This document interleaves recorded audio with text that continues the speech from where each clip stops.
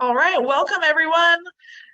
Um, Christina is speaking at another event this evening. So I'm Abigail Zhang. I'm the communications manager here at the Harriet Beecher Stowe House. We're really looking forward to having a great discussion this evening. There'll be some more folks joining us as we go along, but I wanted to be mindful of everyone's time and our speakers' time. So I'll begin here with our land acknowledgement. The Friends of Harriet Beecher Stowe House respectfully acknowledge that the ground on which this property stands are the traditional Miami and Shawnee lands. We extend our esteem and gratitude to the indigenous people who call this place home. And as in previous sessions, the Power of Voice discussion series this year has been sponsored by School Outfitters. We're very grateful for their support and the support of the members of the Friends of Harriet Beecher Stowe House because of the way that they make these programs possible. It's exciting tonight to have not only attendees from outside of the Cincinnati area, but also one of our co-presenters tonight. So Dr. Getz, Dr. Ikegami, I'm so glad to have you all with us, and I'll let you take it from here. Okay, thanks. Hi, everybody. Welcome. I'm going to talk a little about the timeline that we sent out to you ahead of time, just to hit a couple of the highlights before I turn it over to Robin. So, Abigail, can you get that up on screen, timeline?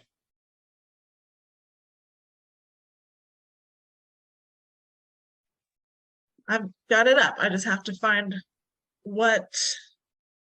Well, I can get started while you're doing that. Yeah. It begins in 1869 with the first Japanese to settle on the U.S. mainland, arriving in near Sacramento, California. By just the next year, exclusion began. Congress granted naturalization rights to free whites and people of African descent, but omitted mention of Asians. Some of this comes from the front of the book, if you read the whole book, Farewell to Manzanar, but I've tried to add things and flesh it out a little bit. 1882 is kind of a landmark, an unfortunate landmark in discrimination against Asian immigrants. It's the Chinese Exclusion Act that provided an absolute ban on Chinese laborers immigrating to the US.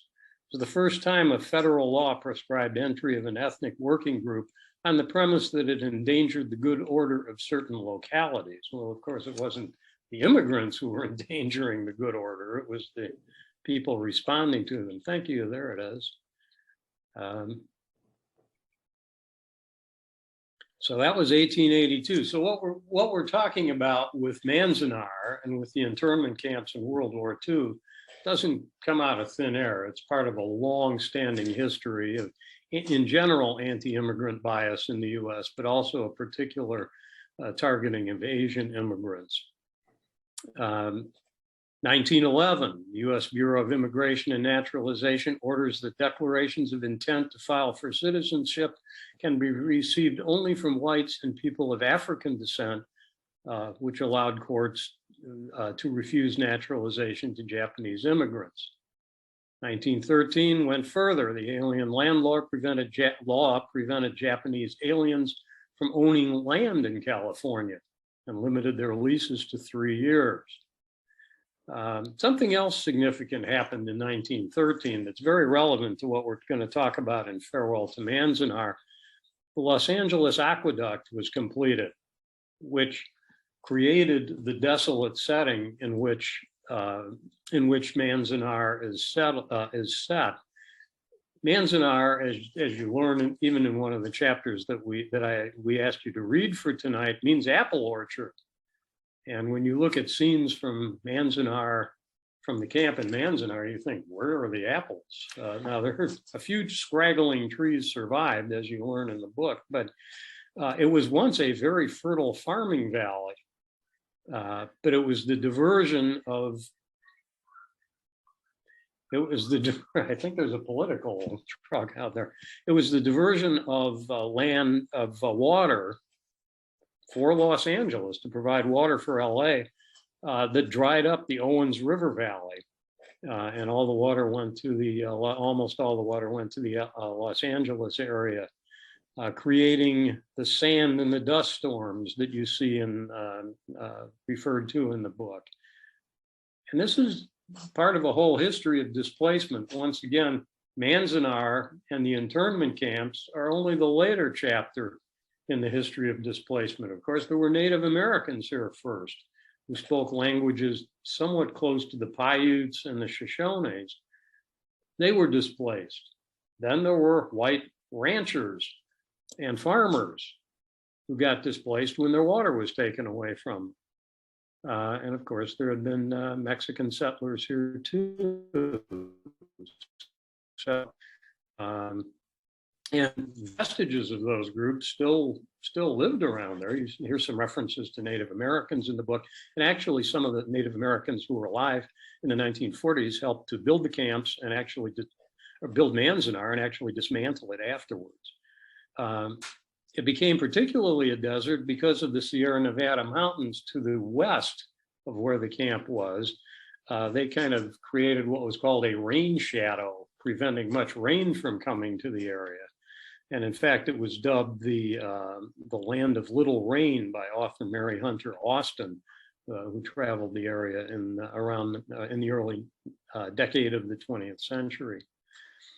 1924, Johnson-Reed Immigration Act excludes from entry to the U.S. all aliens who, because of race or nationality, are eligible for citizenship. So all immigration from Japan was automatically stopped. 10 years later, Jean Wakatsuki is born in Inglewood, California. That means she's an Issei, the daughter of immigrants. And so she automatically has American citizenship, but her parents can't get it. Ironic situation. Pearl Harbor, 1941, you all know about that. 1942, the infamous Executive Order 9066 results in the relocation of Jean and her family to Manzanar in Owens Valley, California, which was the first of the many permanent camps in the West and one in the South. A total of about 122,000 men, women, and children were confined in all of the 10 camps, and about 70,000 of them actually were American citizens at the time. With the surrender in 1945 of Japan, World War II ends and the camp officially closes in 1945. But what did the people go back to? Most of their property and whatever they had was gone, had been taken from them. Some token reparations were paid in 1948, not much. Japanese aliens did not get the right to become citizens until 1952. 4 years later, Jean graduates from San Jose State College, where she meets her future husband, James Houston. They get married the next year. She becomes Jean Wakatsuki Houston. And 14 years later, they start writing together Farewell to Manzanar. He wrote the chapters that she wasn't present for. Anything she remembered, she wrote those chapters. He did the ones that concerned her father away from the camp or anything where she wouldn't have actually been present to have those memories. He did the research and talked to family members to gather the data. Book came out in 72, adapted for a made-for-TV movie in 76. This is the DVD, which you can order if you want to. It's actually a pretty good adaptation, I think. Some wonderful acting. It was not a high budget film, but well worth watching. And there's a long interview or some materials, some extras that come with it. Let's see, Jean went on to quite a career as a writer, as did her husband. Finally, 1988, the U.S. Civil Liberties Act acknowledges the injustice of the incarceration, apologizes for it, and provides partial restitution. $20,000 cash payment to these some 80,000 living former detainees. This book has had quite a life after its publication, and you can see toward the end it was distributed to elementary schools and public libraries in California in 2002. And as late as 2019, Jean was being now quite old in her late 80s, is inducted into the 13th class of the California Hall of Fame by Governor Gavin Newsom. So that's it for the timeline.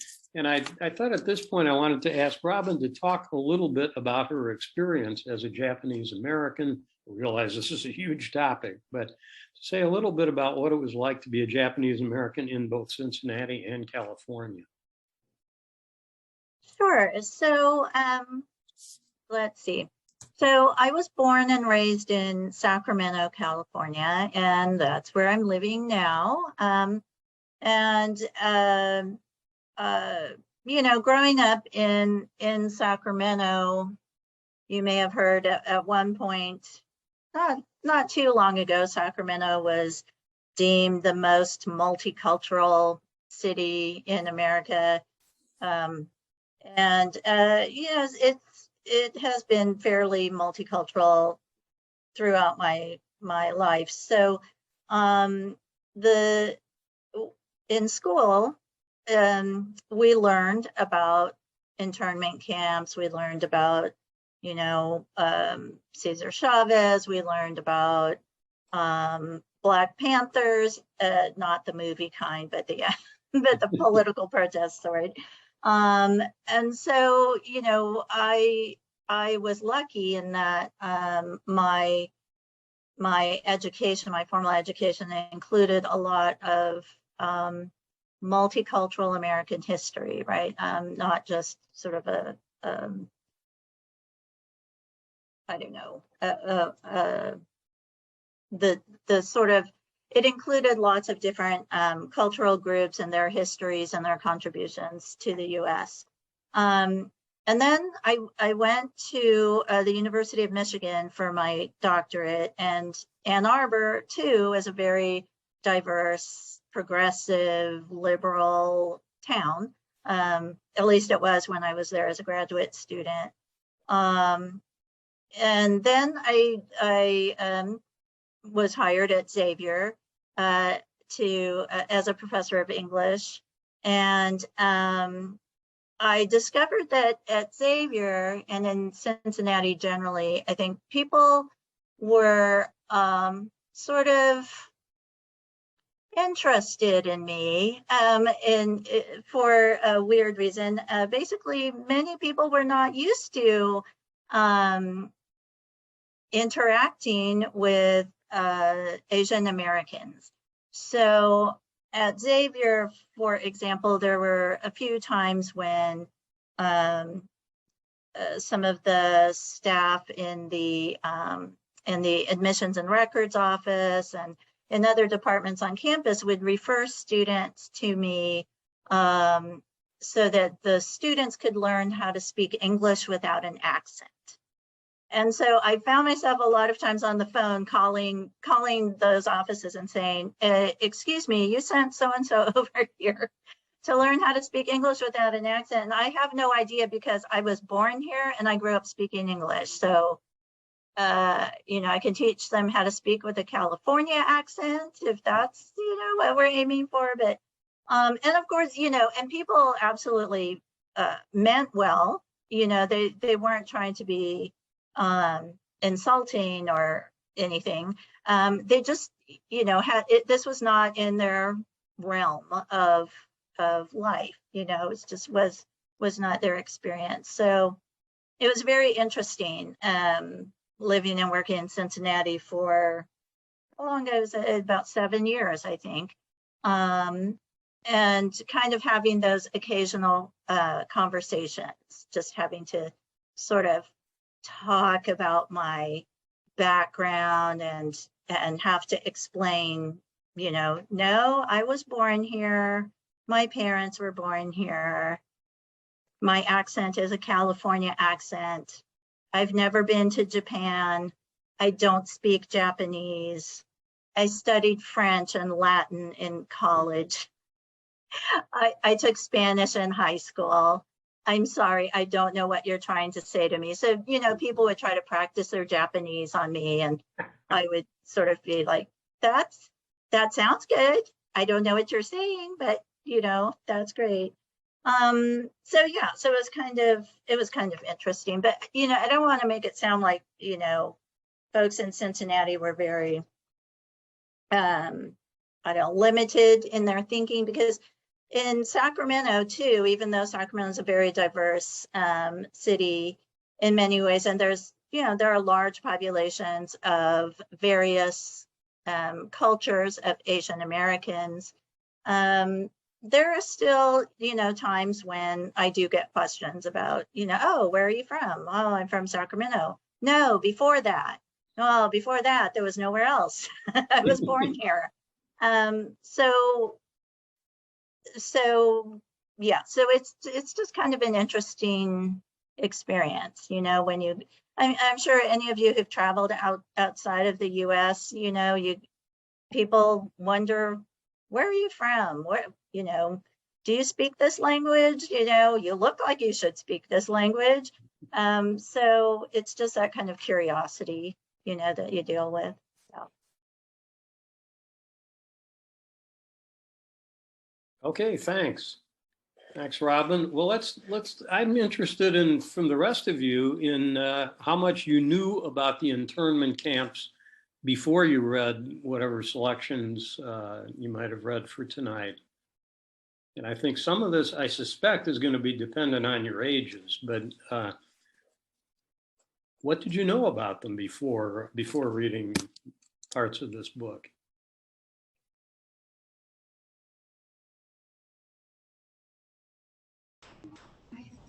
Sorry, I think that I was taught it when I was young. I know I read the book when I was younger, and I have my students.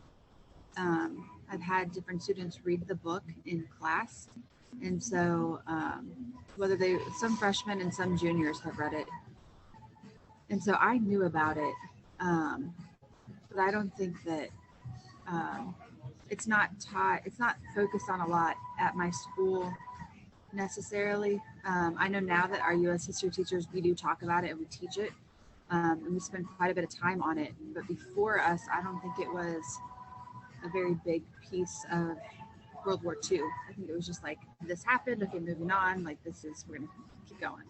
But I know that we, in the past decade, have spent more time on it. Anybody else? Oh, there's a hand. Amy, go ahead. So I didn't know a ton, but I knew that there were camps. My 7th grade social studies teacher had lived in one as a child.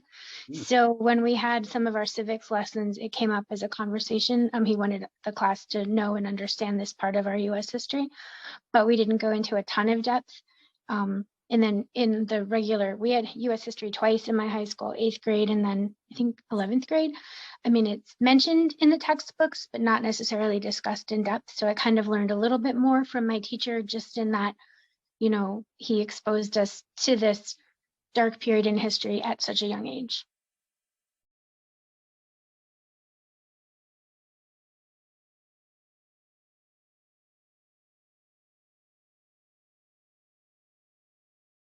Anybody else?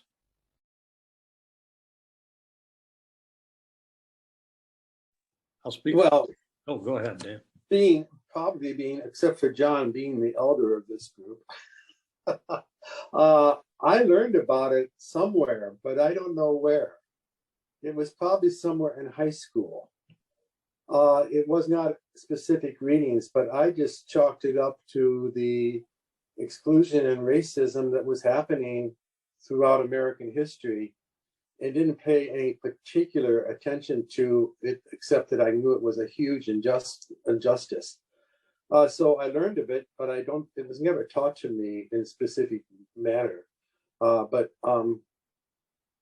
I knew they were, most of the camps were in California. I know that given the demographics of the United States, the most of the individuals housed in them were from the West Coast also, but I don't have a specific place in my high school time period, but it must have been during that time period that I was given lessons on it.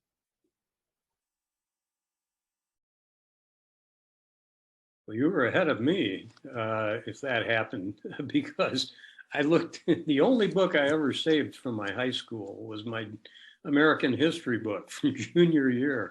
And I use it as kind of a a window back into that era. And there's no mention of the camps at all in there in the discussion of World War II. The book was published in 1961, and there's nothing, no reference at all. I first learned of it by reading Roger Daniels's book, Concentration Camps USA, Japanese Americans in World War II, and that was not published until 1971. And then that kind of kicked off the beginning of sort of the not rediscovery, but the renewed interest in learning the story of what really happened.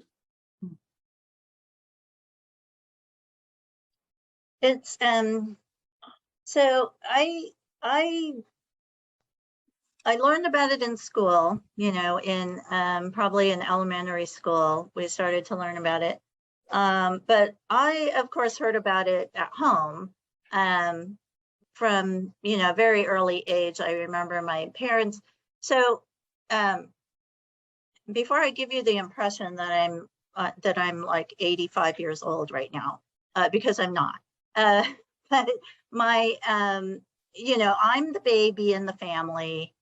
And so my parents were, you know, sort of older parents, particularly for the time. So in any case, my parents and my grandparents were interned in the internment camps in Poston, Arizona. And so, you know, as adults, my dad actually was born in 1908. So that gives you an idea.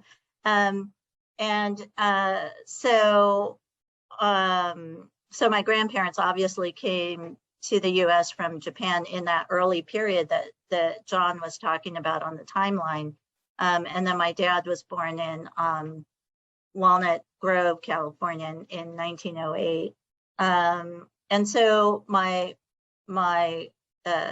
dad's parents, my mom and dad, my sister, who's 24 years older than I am, and my oldest brother were all interned in camps in Poston, Arizona. So, and I actually had the opportunity to visit the Japanese American History Museum in Los Angeles, and they had preserved one of the barracks from the Poston camp. And they had there's a kind of a ledger where they would sign in the internees as they were brought into the camps. And I was able to look at my family, and I could see, you know, they listed my mom by name, my dad by name, and then they listed female child, which would have been my sister, and male infant, which would have been my brother. And then they had like a little 3D makeup of the camp. And then I could see which barracks they were assigned to and where that was. And it was really sort of a weird experience, you know, to realize that, my goodness, my family is like in this historical chronicle. Yeah. And, you know, this is what they've been talking about all these years. And it was very strange to me, because when I first started hearing them talk about the camp, they always talked about it. Well, oh yeah, that was back when we were in camp. You know, oh yeah, that was when we were in camp. And, you know, this is like more than 20 years after they had been in camp by the time I was like, you know, a kid hearing this. And I always thought they were talking about like camp, you know, like, oh, how come you guys, you know, before I was born, you guys went to camp, like summer camp or something. I just imagined that it was like a vacation thing. And then as I got older, I realized, oh, no, that's not what they meant by that. but the way that they would talk about it in front of me was always, it was always about relationships and friendships they had had, and, you know, funny things that had happened and things like that. So I didn't really hear, you know, the other side of it until I was older. So it was kind of a weird disconnect for me for a long time. So I guess I'll move to the second question. Okay. Oh, Allison has her hand up. Let me make sure I'm unmuted. So, you know, when you were just talking about, sorry, little frog in my throat here. You were talking about the word camp and how that had a different meaning to you, you know, than what your parents were talking about.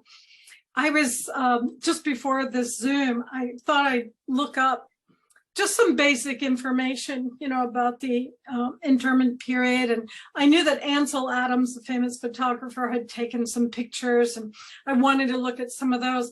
And just in my quick, you know, little Google search, I was really struck by the variation in language for this time in our history. So there were some references to Manzanar Reception Center, or Manzanar Relocation Center.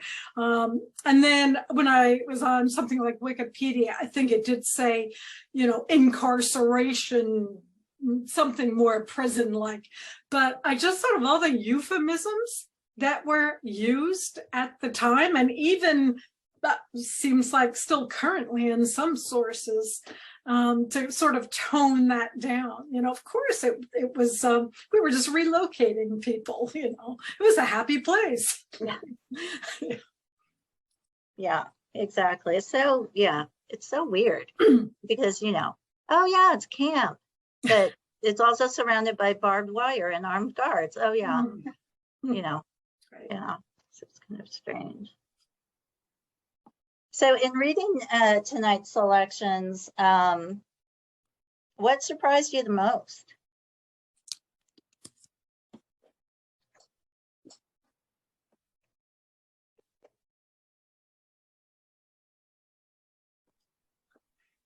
Go Alice? ahead, Alice. I don't think anything surprises me about human beings lately.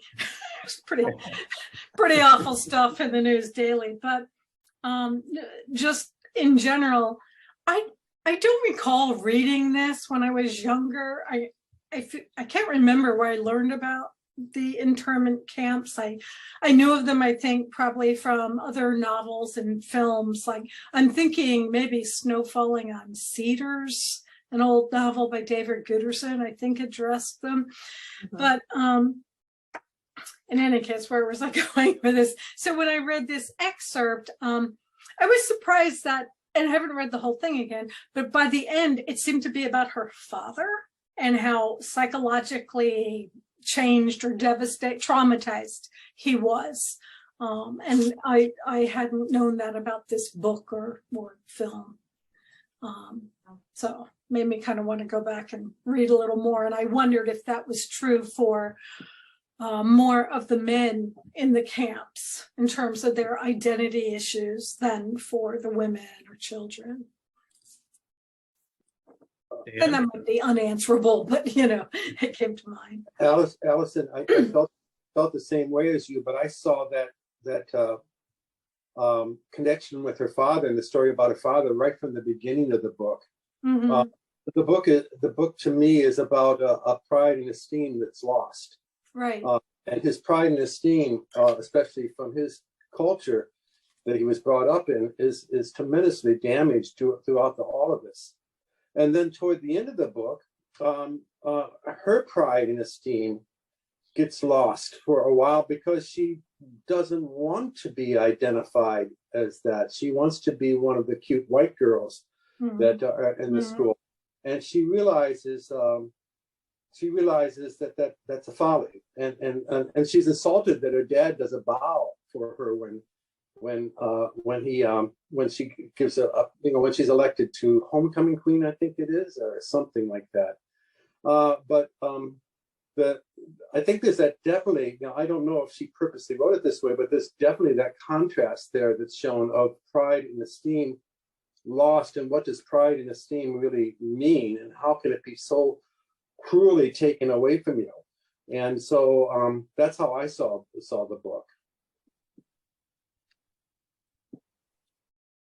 I saw, and I haven't read those selections recently. I just read the book many times whilst teaching it. But one of the things that I think is interesting is how you would think that taking people who have a shared common culture, putting them all together would encourage that culture, but instead it broke it down and it kind of Americanized in ways like breaking down the family unit a little bit, where like they would eat lunch with other kids instead of eating with their family. And the way that, I mean, the schools were obviously encouraging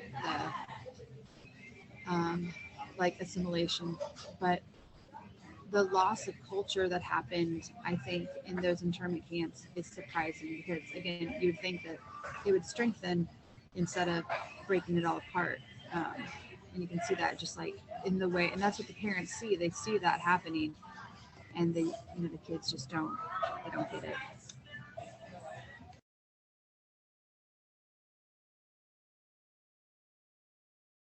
Yeah, it certainly puts the family under incredible stress. Mhm. Felt by the father and then by everybody, really, because they can't eat together. They can't do a lot of the things that they always did together. They're forced into this very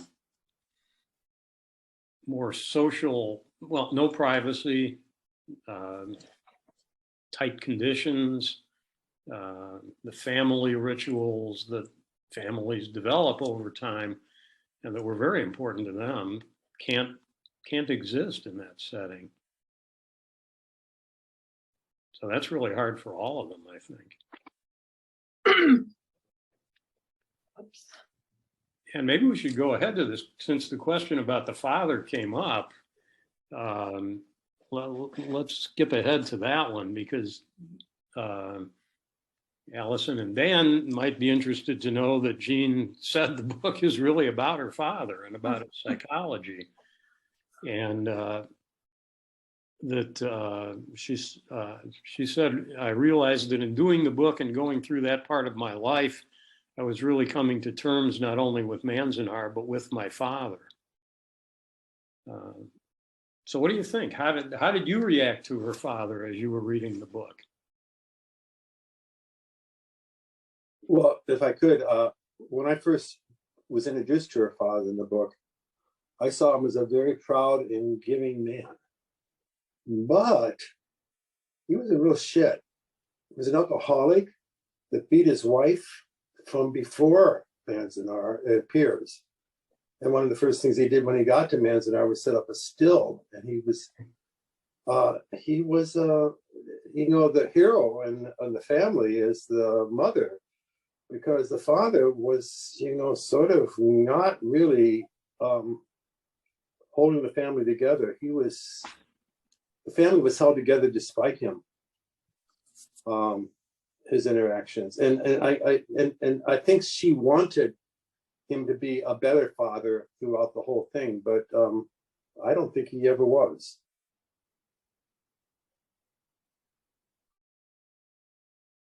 He's an easy guy to dislike.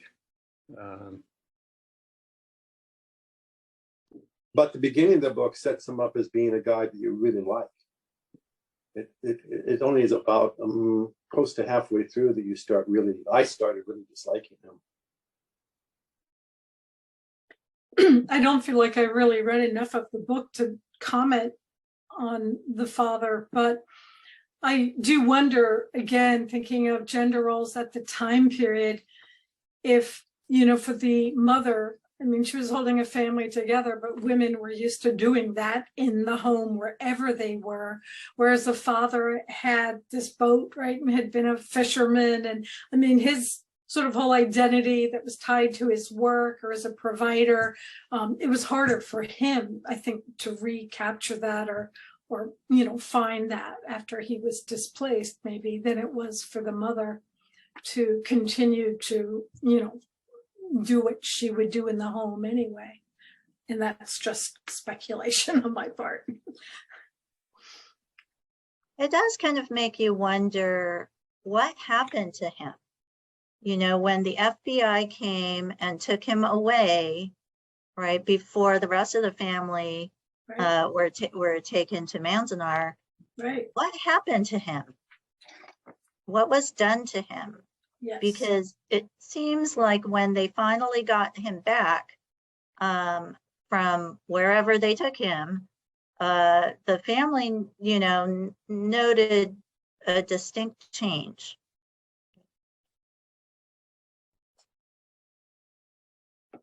Amy? That was my question, because I think she said chronologically he was missing for 9 months, but when he came back, it looked like it had been a lot longer.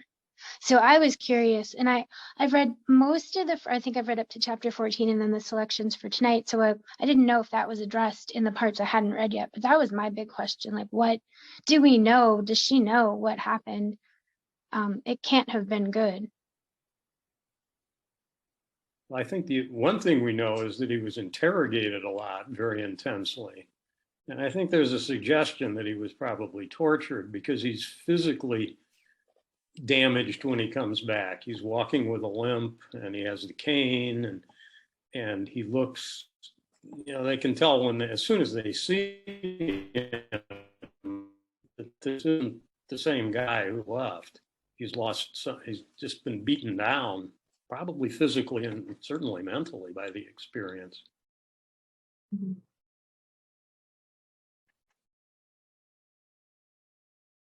Amy? Well, and I was trying to think of what I thought about one of the earlier questions, which was what surprised me about the book. So sorry to jump back. But one of the things that kind of surprised me is so many similarities to like violence of body. And by that, I mean, like, we've read Beloved in this group. And yes, that's a work of fiction. And yes, it's a totally different population. But the atrocities that were happening on people's bodies and separation of families just struck me as very similar.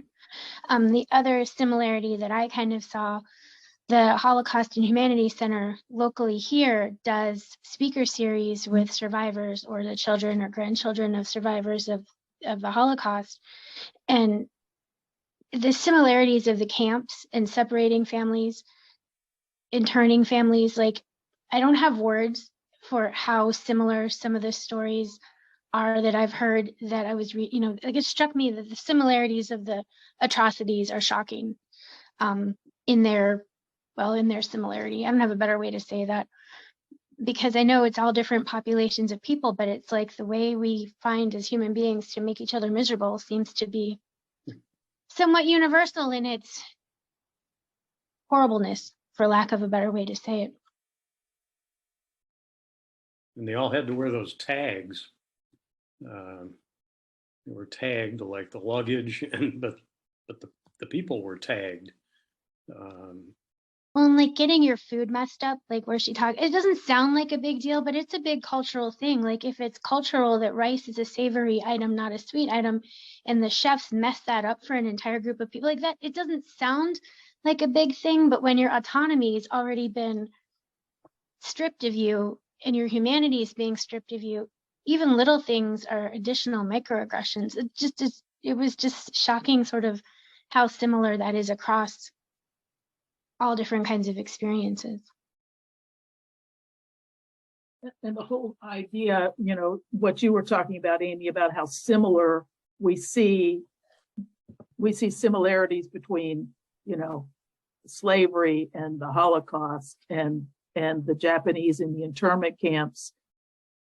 It's all tied to otherness, that they're the others. We don't have to treat them the way we would treat human beings because they're different than us.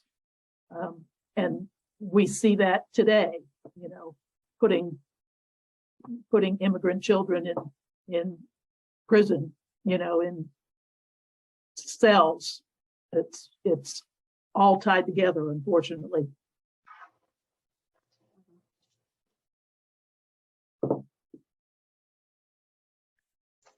And when you think about the motivations for doing this, for the country to do this at the time, there weren't any examples of any Japanese Americans who were doing anything in league with Japan and the war efforts, and there never were. As by the time the end of the war ended, nobody had made a case against any Japanese Americans for espionage or for trying to aid the enemy or anything. In fact, as you know in the book, many soldiers, Japanese American soldiers, fought in the war and fought courageously.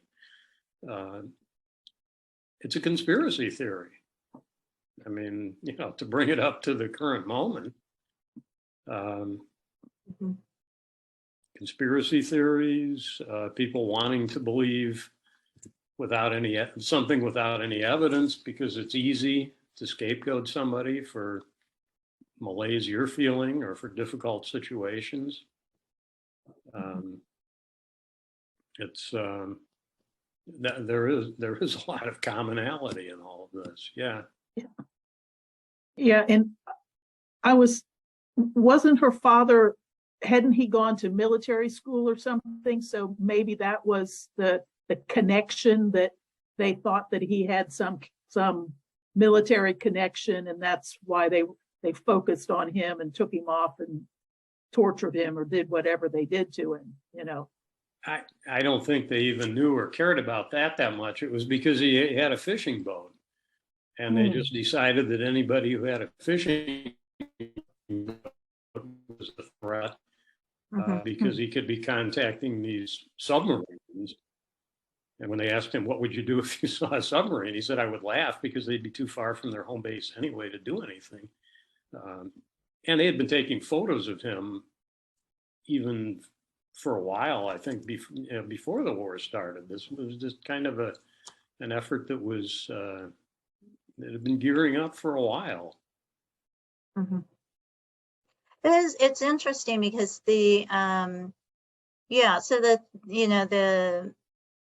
conspiracy theory, right, with this was that he was somehow, you know, signaling Japan and, you know, helping them to bomb Pearl Harbor somehow, and that his barrels full of chum to you know, bait to catch fish, you know, they thought, oh no, you're, you know, somehow they're full of oil and you're somehow helping, you know, the enemy. And I know, you know, one of the ideas, one of the sort of conspiracy ideas floating around at the time that my parents mentioned was that people said that, you know, because in California, a lot of Japanese Americans were working as migrant farm workers, and they were traveling, you know, from farm to farm and helping with the harvest and with planting certain plants and things like that. And so one of the conspiracy theories was that the Japanese Americans working on these farms had somehow, and you'll see how crazy this is, but the idea was that somehow they had made it so that the tomato plant, you know, when you look at a tomato plant growing on the vine, there's like a little cap on it, and the idea was that somehow the Japanese Americans had made all of the caps on the tomato plants point toward Pearl Harbor, and so that's what helped the Japanese kamikaze planes to find Pearl Harbor by following the caps on the tomato plants. So I mean, one, how do you even make that happen? And two, how do you see the caps of tomato plants from that high up? I don't know. But that was, you know, the kinds of things that were feeding this sort of panic, I guess, or frenzy about, you know, what to do in the aftermath of Pearl Harbor.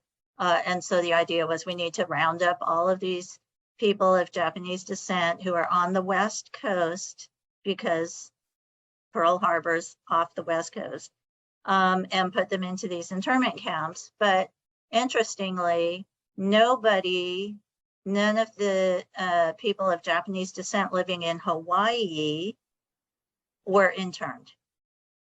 So they continued to live their lives, work their jobs, you know. So, I mean, yeah, so it's odd. I mean, Hawaii wasn't a state then, so there's that, but it was a US territory, so.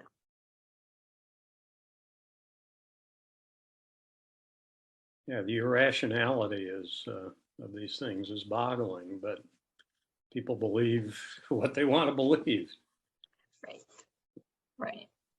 Yeah, so it's you know, these kinds of odd, you know, contradictions come up, and then you have the situation of the young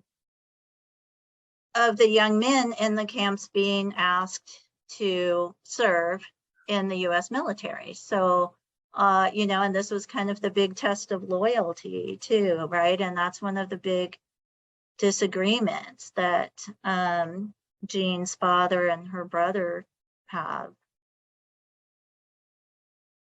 It's kind of an interesting conflict between the two. Yeah, think about that moral dilemma. How would you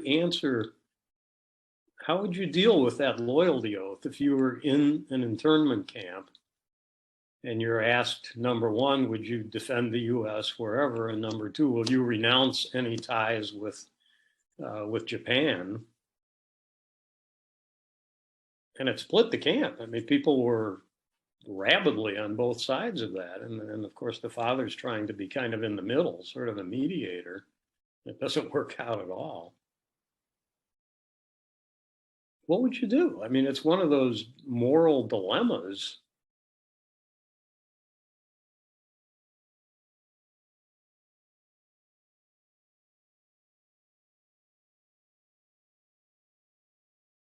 I think it's weird because a lot of the people didn't even have ties with Japan. So, you know, all the Americans that had been born in America, who never had even seen Japan, or the people who had chosen to leave Japan to come to America, it's not like the Japanese were forcing anyone to leave. It wasn't a forced migration. And so I think that idea of asking people, I think it was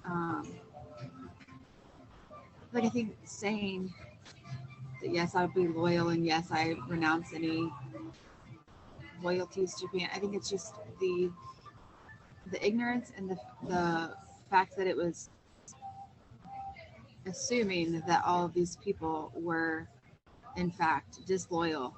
I think, like, it's not me saying yes isn't saying like, oh yeah, I love America, but it's saying, oh yeah, you guys are right to be questioning us, I think. And so that, I think, is really maybe what the dad was so mad about, because it's not just that you're saying you aren't going to be Japanese anymore, but it's that, like, so does that mean that they have the right idea that they should be questioning us? Like, is this even a topic that should be discussed almost by agreeing to that loyalty of? It's like it was almost an insult to even be asked that question. Especially given that they were had already been, you know, I don't know another way to say this, you know, tried and convicted as not safe to be, you know, allowed to live in the general community. They had to be put in this camp, but then to be asked to say, you know, are you going to be loyal to the United States, and are you going to reject all ties to Japan so that you can go and put your life on the line in battle? I don't think I would have taken that very kindly. No.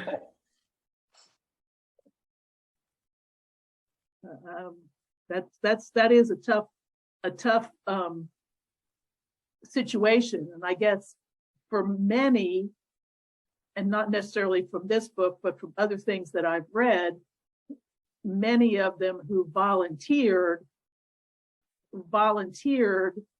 with the idea that they were proving the suspicion of them wrong by going and putting themselves in danger. And that's the argument between the father and his son Woody, who wants to volunteer. But the father convinces him to wait. I mean, Woody, in deference to his father, doesn't volunteer, but he goes when he's drafted. He answers yes, yes to the loyalty oath. And the father was encouraging people to answer yes, yes, too. He didn't want to go back to Japan. Number one, he thought Japan was going to lose the war, which he was right about. And number two, he had no life to go back to in Japan. He had left when he was 17. They all thought he was dead back there, the surviving family members. And he's from Hiroshima, from that area. I mean, which he didn't know what was going to happen to Hiroshima at the point when they're dealing with this loyalty oath. But I think he's right to tell Woody, don't volunteer. You know, they're going to get you anyway if you say yes. But don't go jumping into this. You don't owe anybody that. And it's a different call for Woody than for his father. Woody's a citizen. He was born here. The father can't be a citizen. So think of his situation. If he renounces any loyalty to Japan at all, he has no country. He can't be an American citizen if he says, I have nothing to do with Japan, which he ultimately does in the loyalty oath. He's a man without a country. That's a horrible position to be in, and you're a great candidate for atrocities being done to you if that happens, because you have no legal recourse anywhere. No country to stand behind you.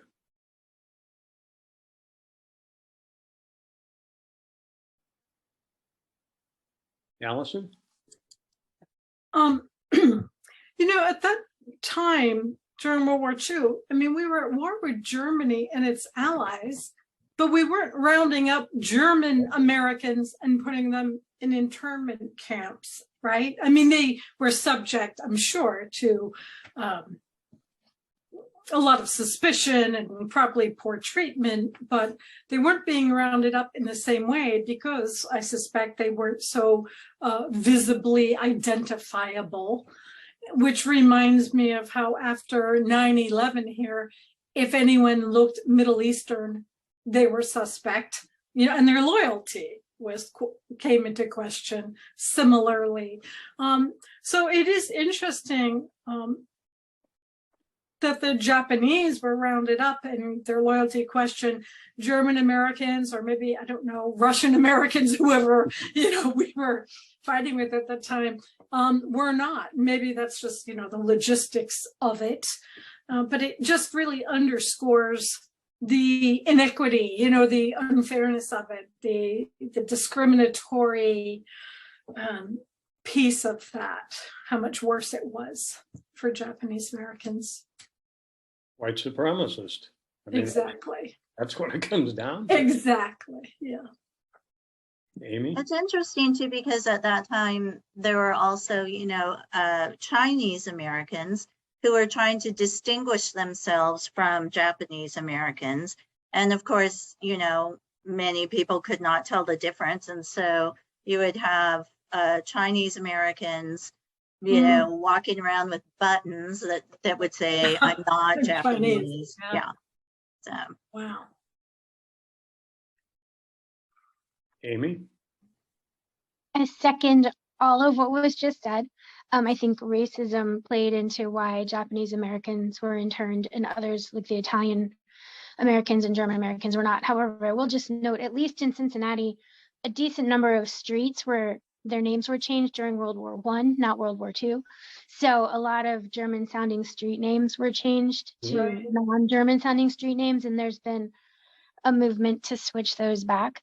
But the other thing I was thinking as I kind of reviewed a little bit of the selection for tonight, like I see her father's point. Like if you're not diehard as a soldier, willing to die for your cause, you know, if you're going in willing to die for your cause, you may end up dying for your cause. But if you're kind of slapshot in that and you're not really willing and your heart's not 100% in it, you're still going to die because you're going to make a careless mistake. So I see his sort of weird logic in that, you know, if you aren't willing to go all the way, you're kind of damned if you do, damned if you don't.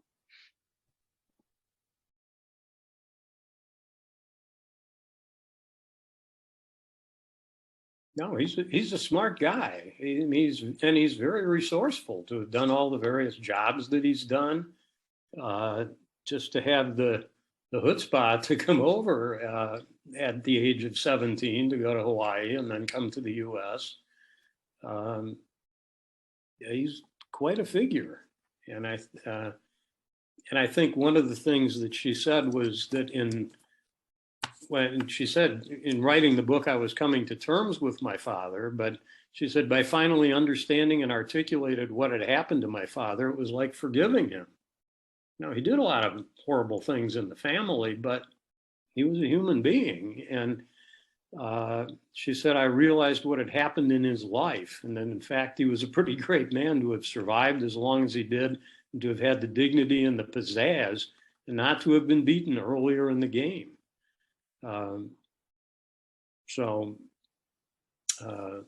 I think she came to see him as in a more balanced way through writing the book. Yeah, not to overlook the flaws, the arrogance, and the things that came from that, and the pretensions to being an aristocrat, but at the same time to understand the humanity of the person and to respect his courage and the dignity with which he carried himself. And even that vow that he makes that so embarrasses her when she's a kid, I think she looks back on that and, you know, kind of says, okay, you know, that wasn't so bad.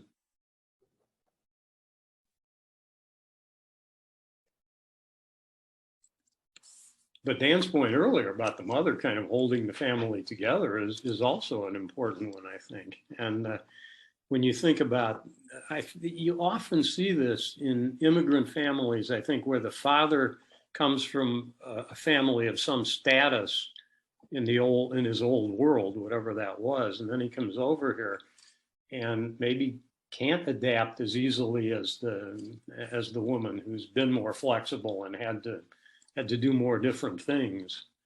You know, look at the mother in this case. She works in a fish cannery when she has to. She becomes a dietitian. She does, you know, she kind of adapts to the situation and still holds the family together, despite the threats from him sometimes.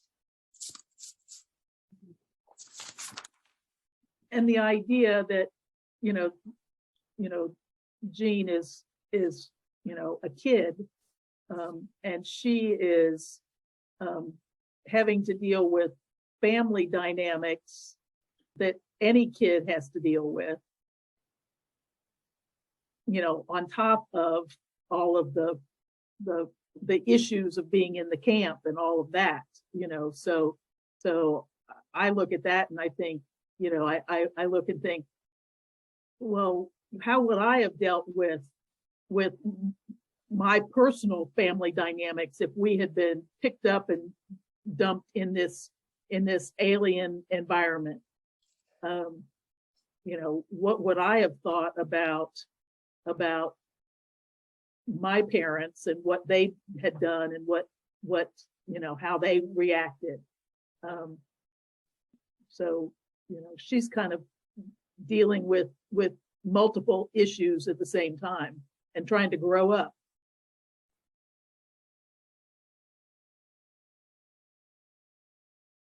Which is hard enough under the best of conditions.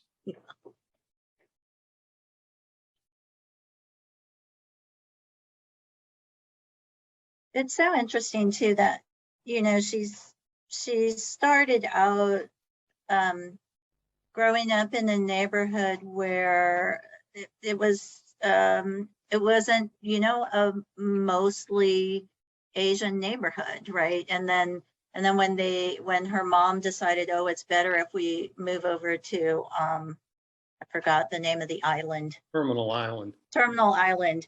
And she's actually afraid of all the Japanese faces over there. And it's, you know, and then she ends up in this internment camp with a bunch of Japanese faces. So that, knowing that that's, you know, what she carried with her into that experience in the internment camp is interesting too.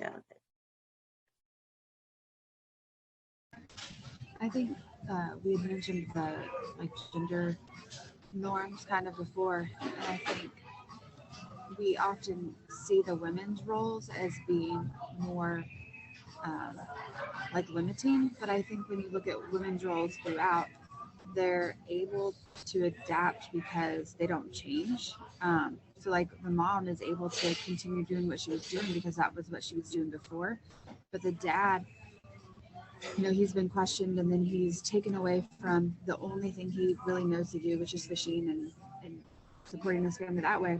And then he comes into this internment camp, which is in the middle of the desert. And what is there for him? There's not really jobs, especially at the beginning. You know, they were still building the camp when they moved all the people in. And so I think talking earlier about whether or not he's a likable guy, he obviously didn't make good choices later on, and I wouldn't, you know, encourage anyone to beat their wives, but I think he had lost more in like losing his identity and losing his sense of purpose. And I think part of what the FBI did, or whoever interrogated him, I think it's more than just that he was broken physically, but that his spirit was completely destroyed, especially with that lack of purpose.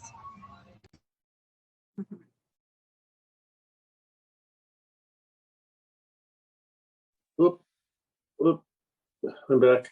I thought it was interesting thinking of gender identities, that when she does get back into high schools, that the reason, and she's perceptive in seeing this, the reason that she runs Homecoming Queen is because she's the cute person that's the baton twirler, and the men, the boys objectify her into being different and cute, and therefore she wins.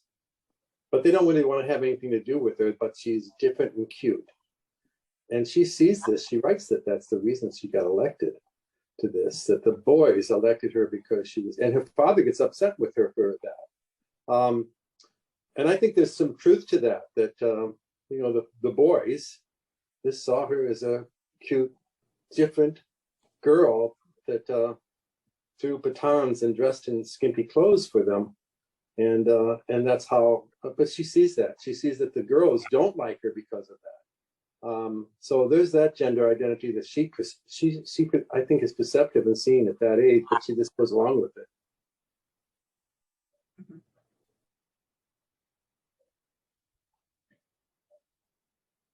I think there is, you know, that sort of there's a certain period in history around that time when Jean is a teenager and you know, a young woman, that there's this period of time where you do have this kind of sort of fetishizing of the Asian female, right, in popular culture, in films. I mean, you look at like a James Bond movie from the 60s or something, you know. And so it's that, I think that's what Jean is kind of tapping into there, and it's, you know, and her father at some level recognizes that also. Amy? Well, and I think, at least I've heard very romanticized views of the post-war years in America, the 50s and primarily the 50s, but I don't, like, reading the passage where she talked about wanting to join the Girl Scouts but being excluded from that opportunity just kind of struck me as how non-inclusive, well, and for lack of a better word, whitewashed it seems like those post World War II years really were, which is not, I mean, when you watch Leave It to Beaver or, the Ozzie and Harriet, these are on my mind because our family is on a loop of Me TV, but like, it's kind of, there's this like homogenized Americanism of the 50s, and it left a lot of people out, which I hadn't really thought about in quite the same way until reading about her exclusion from the Girl Scouts. Such a, theoretically American institution, and here's an American who can't participate.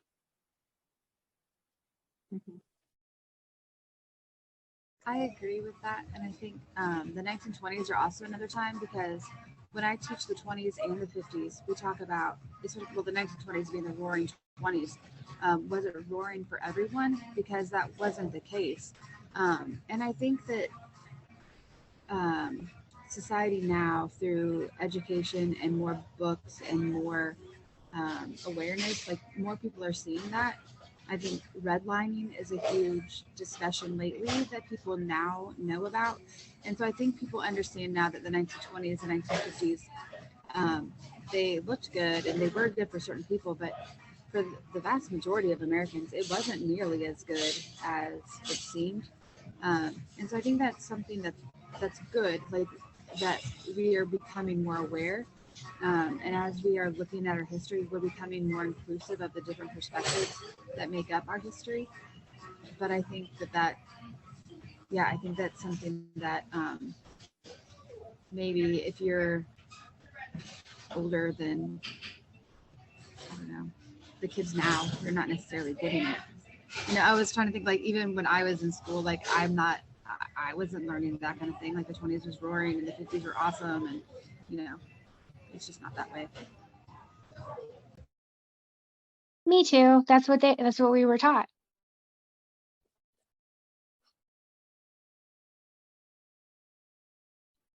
Well, I spent more time living in the 1940s and 50s than anybody else here, I think. And they weren't that great. And we knew people, or I know, and I even had a sense at the time as I was growing up that people were being left out. We lived in a very, little house, not pretentious at all. We didn't have a lot of money, but we were okay. And the woman next door to us would hire a black driver for herself, an African-American guy who was the head of the NAACP in Toledo. Wow. And he would be her driver. That's what the guy had to do to make money. And she would refer to him as, his last name was Cheeves, and she would say, "My Cheeves will pick me up on Sunday morning to take me to church," or whatever. And this stuff sounds like it's from another world, but it wasn't. In the early John, in the early 1960s, my family moved from Toledo to the Detroit area. We moved into a new build area, and there was a person that petitioned the Homeowners Association, which didn't last very long, to exclude Japanese Americans from the subdivision, because he was a veteran, and this is early 1960s. He's a veteran that fought in Hiroshima, in one of the island wars, and he wanted to exclude Japanese Americans from the neighborhood. He didn't get his way, but I remember that from early 60s. Well, she says in the book that wars happen when people stop seeing other people as individuals. Mm-hmm. It's harder to hate people if you really see them as individuals, if you get to know people. But and I mean, horrible things happen to people in wars. If you send people out to kill other people, bad things are going to happen to them too, even if they survive. It's a tough, this feels to me, rereading this book, I got more of an anti-war message out of it than I had when I had read it before. I saw it as the immigrant story and, the camps and all of that, but there seems to be a pretty consistent message. And it comes from the father who dropped out of military school, as well as from Jean, I think, where he says when he's interviewed, one of the interrogators says to him, would you, the U.S. is at war with Japan, which side are you on? And he says, when your mother and father are fighting, do you want one of them to kill the other, or do you just want them to stop? I thought that was a very powerful moment in the book. Just stop this madness. But we haven't done it yet. I think it's also interesting in the book that, for me, one of the takeaways, I guess, is that even if you're not directly involved in the war, even if you're not on the front lines fighting, it's traumatizing. Yeah. There is trauma that people experience, whether they're on the front lines or they know someone who's on the front lines, or they're just in the vicinity, in physically or emotionally or intellectually. It's traumatizing. And I kind of look around now and see how our students are dealing with, we at Sacramento City College, we have many folks with family in Ukraine. We have veterans of the Gulf Wars. We have, so you just wonder, the trauma that people must feel that you don't even realize. Like you may not even realize that someone has these experiences or could be traumatized by it, but it does kind of make me think about how much trauma, people may be carrying with them that we don't know about. What about the rest of you? What about takeaways for you from the book? Oh, sorry, Marty. Well, that's okay. And I was just going to say, and we see that in current wars, and we forget that trauma occurs, multiple times. World War II, Vietnam, Korea, World War I, all the way back to the Civil War. One of the stories that we tell at the house is about Harriet's son who came back from the war, with what we would now call PTSD and alcoholism, never recovered. So, like John said, we still haven't learned how to get away from killing each other, one way or another. Other people with takeaways from either the discussion or the reading?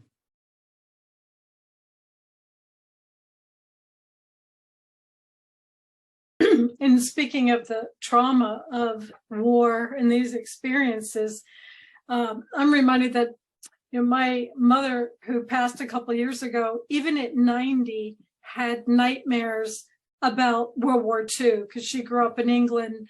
And there was a lot of bombing, but just also, I think, as Robin had said earlier, just being, sort of adjacent to it or hearing about it all the time. And, there were POWs around, and just being in that kind of like war environment and growing up in that. So here she is at 90 crying out in her sleep, about the war, right? It's so deep in the psyche sometimes, I think. That, as you say, you wouldn't even know to see, in her case, very outgoing person, seemed totally fine. But, it's there. And I'm sure it's there with so many people who have gone through this.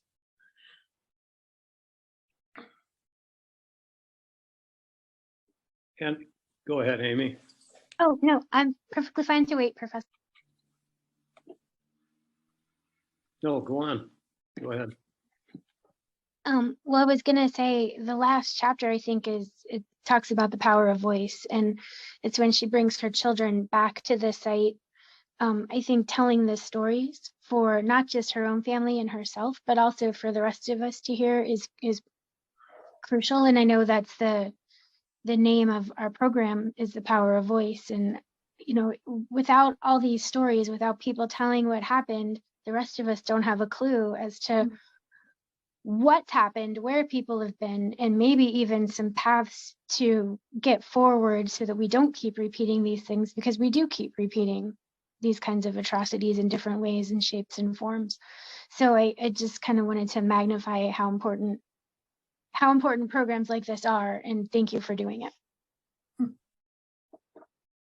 Well, and I think for her, telling the story was therapeutic for her, because she said she had kept it inside for so long, and the family never talked about it very much. They would joke about it a little bit, but they never really told the stories of it. And then her nephew started asking her, who was in college at the time, started asking her questions about it, probably for a course, I think for a course he was taking. And then she had to confront it, and it was traumatic almost to have to deal with all those horrible memories. But she did it, and writing about it was that, and revisiting the site at the end of the book, going back there, revisiting that site gave her that sense of, okay, now I can say farewell. Because I don't feel as much shame. I've kind of worked through a lot of the agony of dealing with it by talking about it and by writing the story, I think. So she needed to do that for herself, but also for us, so that we do know what went on.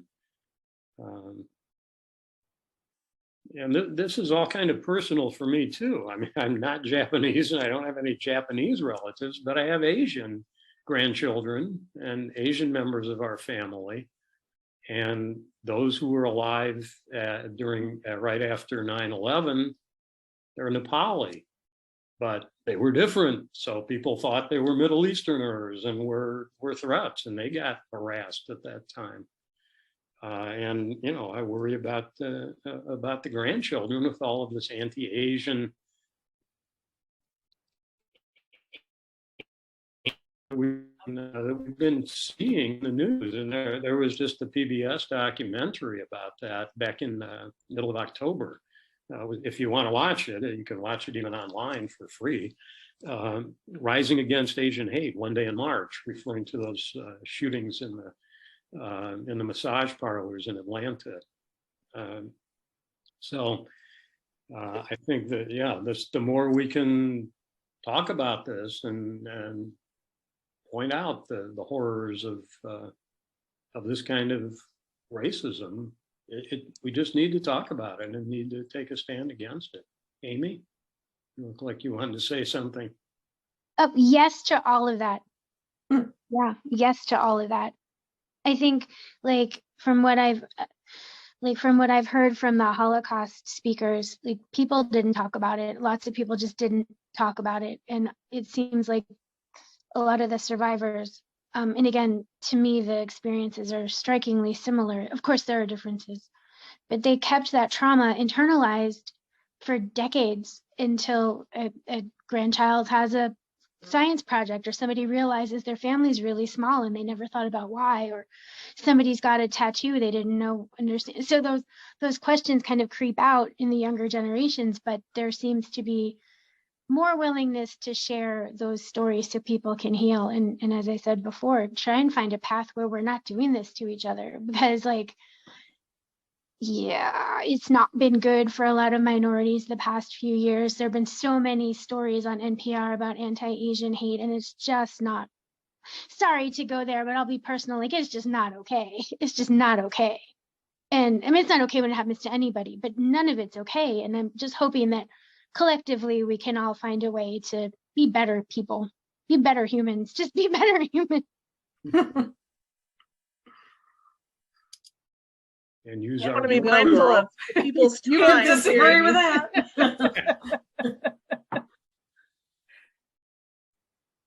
John, Very do you guys have any things to wrap up the time together? It's about 8:20, so I want to be mindful of everybody's time.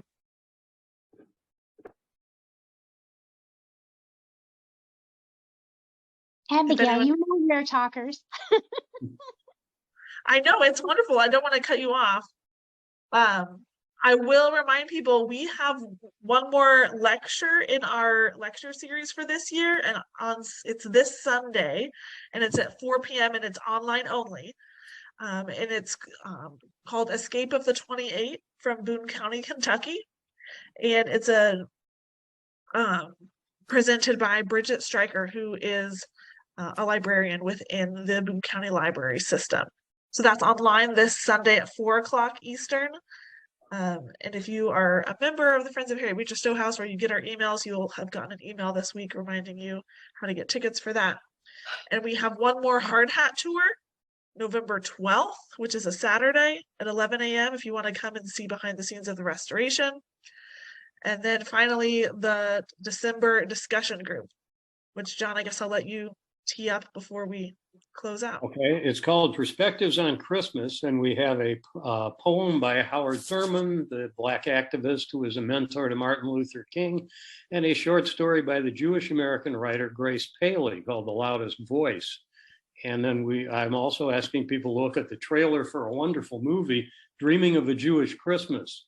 You can see it on YouTube. So, and you might, the movie itself gets shown sometimes around this time of year, but I haven't been able to find a streaming source for that. But the trailer at least is fun. And Norman Finkelstein from our department will be the co-leader for that session. So that should be fun.